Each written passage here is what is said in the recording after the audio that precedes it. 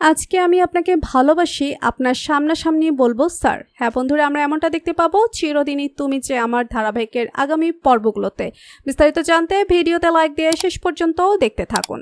চিরদিনই তুমি যে আমার সিরিয়ালের নতুন আগামী পর্বে দেখা যাবে অপর্ণা গাড়িতে উঠে বসে বসে আর্যর কথা ভেবে বলতে থাকে যে আজই আমি আপনাকে বলে দেব কতটা ভালোবাসি আপনাকে।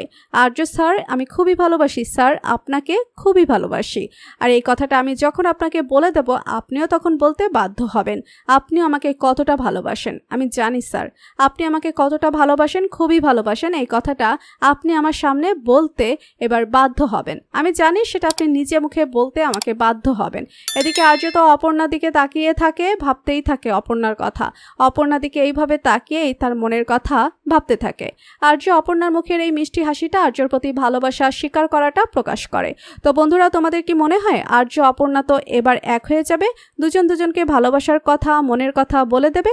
সত্যি কি তাহলে এবার আর্য অপর্ণাকে তার মনের কথাটা বলে দিয়ে এক হবে তারা দুজনেই?